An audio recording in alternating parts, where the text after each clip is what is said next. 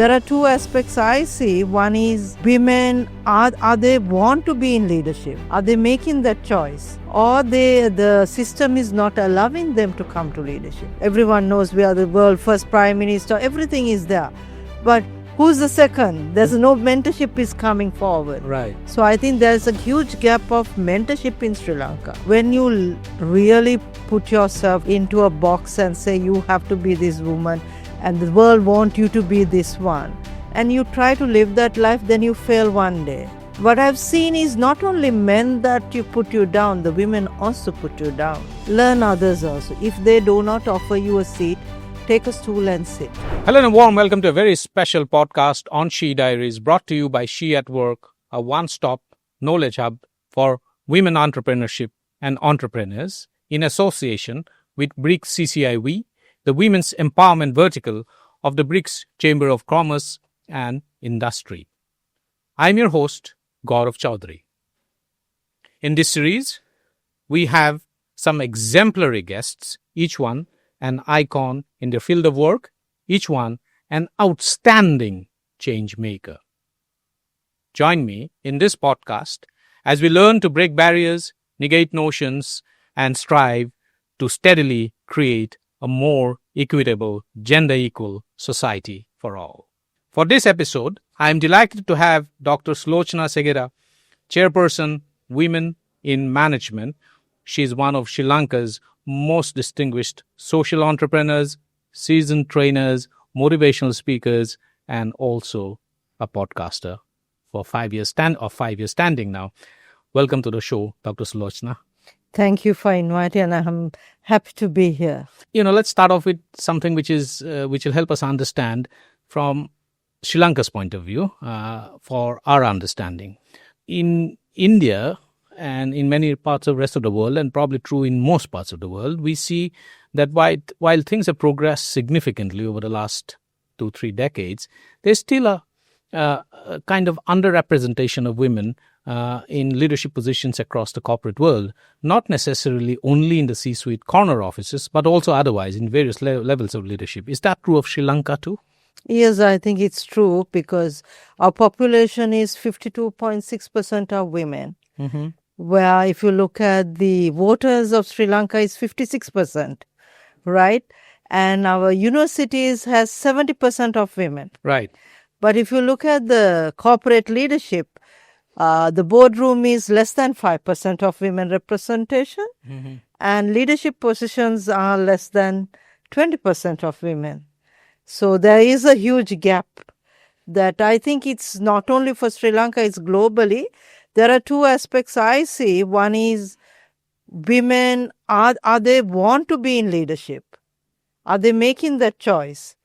Or the system is not allowing them to come to leadership. So, but what do you think is the real reason, or what are the reasons? In India, of course, there are social structural issues, and many of those things are getting addressed progressively. And it's a slow-moving variable, as we all know, which it's just because it's largely a sociological issue too. Is the case similar with Sri Lanka too? Yeah, the social issue is there, but if you really look at one of the key things is women has more baggages, roles to play. Because Sri Lanka has more aging population than the youth population. So the caregiving is not just as a motherhood, but also for elderly parents. And still the system of child care facilities, elderly care facilities is not in place. So women tend to take the back seat, and their comfortable zones are there, so they prefer to be there. But again, I would say the policies are not made. I think India has more policies where they want women to come. Right. Sri Lanka has no policies such on private sector. But the private sector do work on that getting women into boards. But then again, I see there's less women mentors for women. Because we have everything, like everyone knows we are the world's first prime minister. Everything is there. But who's the second? There's no mentorship is coming forward. Right. So I think there's a huge gap of mentorship in Sri Lanka. That's right. And that seems to be the case in many other parts of the world too. And, mentorship is something that we can do very well with if we have to rapidly bridge the gender gap in workplaces and everywhere else too.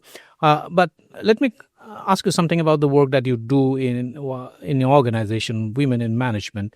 Can you just tell me was there a defining moment? Was there a trigger point which basically told you, now let's start something like this?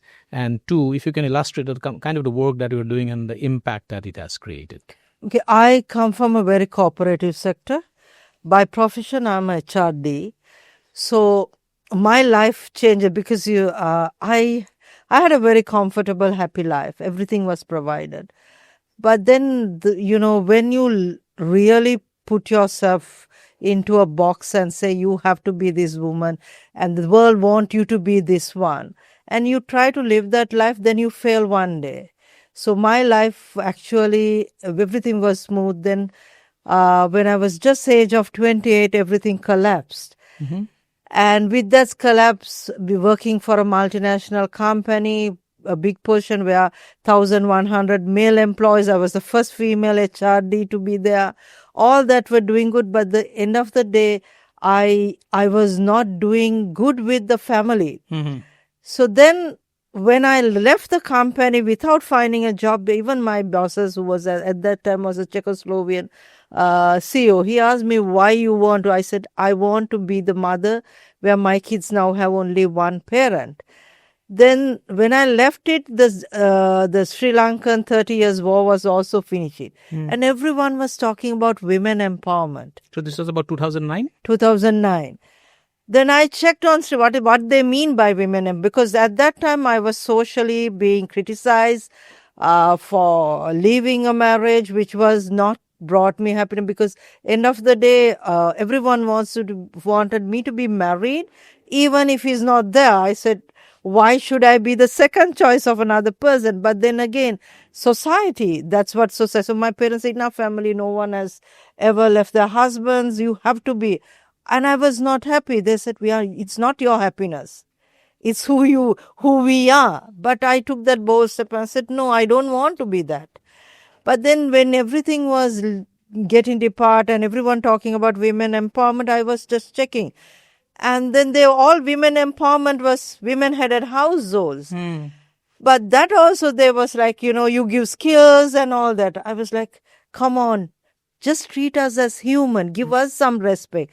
Give us a dignity. Then I started searching everywhere. But then I realized I wanted to start an organization where women can be women from all walks of life. Then when I went to get it registered, I was said, oh, you have to register as an NGO. I said, why? It's a women organization. Women should be funded, helped. I said, no, there are a lot of educated, because Sri Lanka has 70% of educated women. So I said, no, I want it to be a professional organization, women organization, and I want it to be where women bring their services and share, and they should earn profit. So it took me 1 year to get it registered. Right. Then with the registration, first time in Sri Lanka, I started a single mother unit. Then I was warned by policymakers, government, it's not our culture to have single mothers. You should change the word women-headed household. I said, no, I don't want to change it. I said, okay, if I'm wrong, you go and contest against the course against me. So no one went. So today I use that word in my organization. So what we did was we recognized women who has broken the glass ceiling, recognize women entrepreneurs who has made history, recognize all walks of women, and got Sri Lankan women to look at women who are already in there with all the struggles.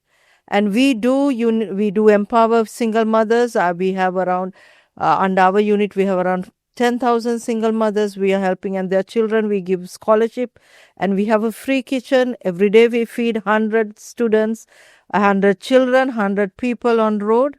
Then we have a youth this thing. It started in Sri Lanka, now in 7 countries, and 26 countries has received this recognition. Oh, wow. Of course, this has been, the accomplishments are extremely commendable, given the fact that the background and through which you have taken this organization. But tell me one thing, Did you feel, has there been any experience during this journey where you faced biases and prejudices because you were a woman? Of course. When I started Women in Management, I got letters, I got calls. And also when you go, I have seen this, and if you go as a woman without having a male partner or a male colleague or a husband, you hardly get into that respect. So standing there, okay, if a man stand alone, oh, he's brave, he's smart. If a woman stand alone, oh, she's arrogant. That's why no man like her. Okay. Right? So I have seen this, and sometimes I speak, everyone knows, even all this, I think Sri Lankan Parliament also knows that I speak the truth, because I don't have words which I don't screen words, because I speak from my heart. But what I've seen is not only men that you put you down, the women also put you down. So now it has come to a level that I don't get it much, but I have seen, because I came from, now it's almost being a single mom almost 20 years, but 15 years on my Women in Management journey, what I've seen is you have to have that relationship, you have to have that male figure with you to get it recognized, to get it respected. But men, it's not the same. Oh, he is bachelor, oh, he is in demand. But a woman being single and all that, you don't get that. Absolutely.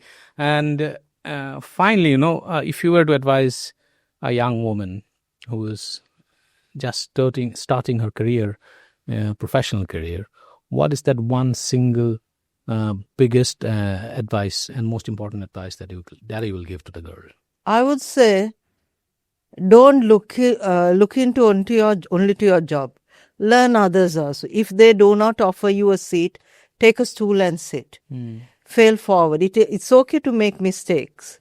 And failing is not, just because you fail, it does not stop you. It's give you a lesson. And never afraid to say sorry, and never afraid to ask for help. That's right. Very well said. Thank you so much, Dr. Sulochana Segera. Thank you so much for sharing your deep insights and perspective and taking the time out and dropping by to have this conversation with us. Thank you so much. Thank you very much for having me. That's it from us for this episode. Stay tuned for more.